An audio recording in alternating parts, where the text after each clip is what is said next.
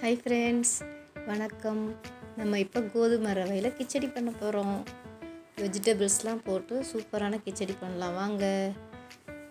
வெங்காயம் அழகாக கட் பண்ணிக்கிறோம். குட்டி குட்டியாக க்யூபாக நம்ம காய்கறியெல்லாம் கட் பண்ணி வச்சுருக்கோம் பாருங்கள்.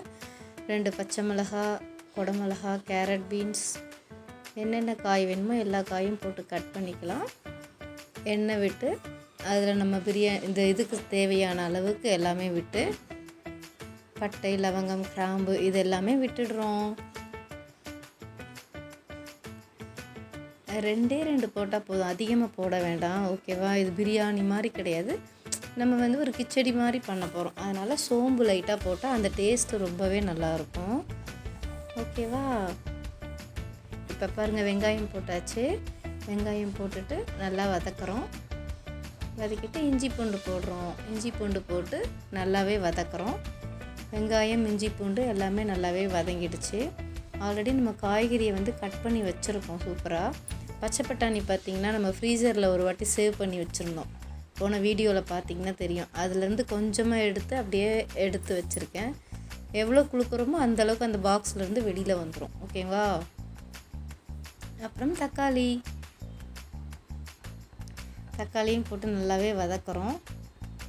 கொஞ்சம் அந்த பச்சை வாசனை போகிற வரைக்குமே நம்ம வதக்கணும்.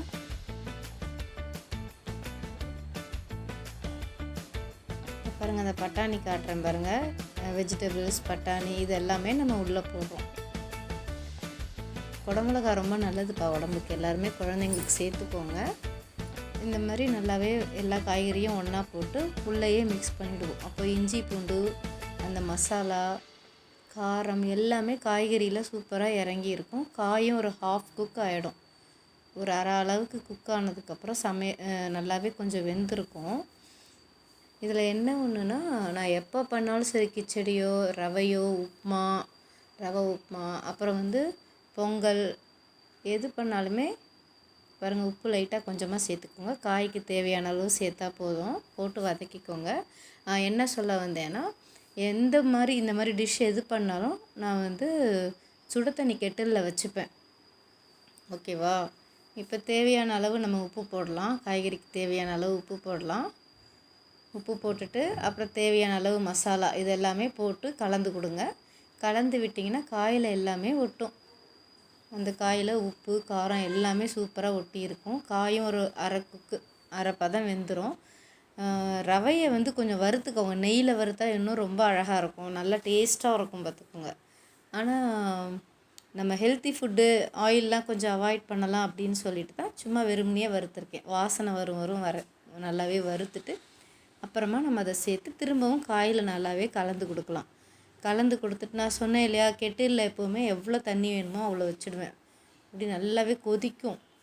கொதிக்கிற தண்ணியை நீங்கள் உப்புமா பண்ணாலும் சரி, பொங்கல் பண்ணாலும், இந்த மாதிரி வெஜிடபிள் சாதம் எது பண்ணாலும் நீங்கள் ரெடியாக வச்சுருந்தீங்கன்னா அது கொதிச்சுட்டே இருக்கும். நீங்கள் இப்படி தண்ணியை தேவையான அளவு விட்டிங்கன்னா அந்த நம்ம பாத்திரத்தில் ஊற்றிட்டு அதுக்கப்புறமா தண்ணி கொதிக்கிற அந்த டைம் ரொம்பவே நமக்கு மிச்சமாகும்.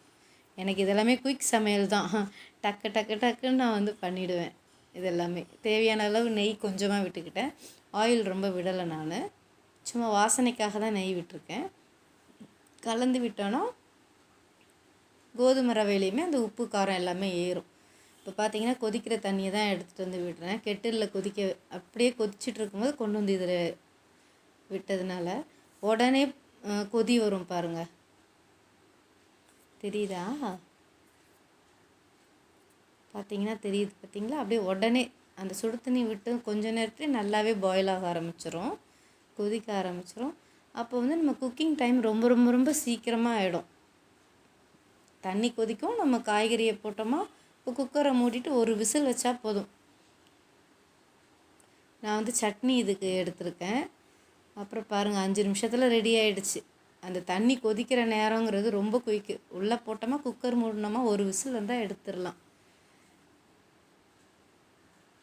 ரொம்ப அழகாக கலர்ஃபுல்லாக இருக்குது, பார்க்கவே ரொம்ப அழகாக இருக்குது பாருங்கள்.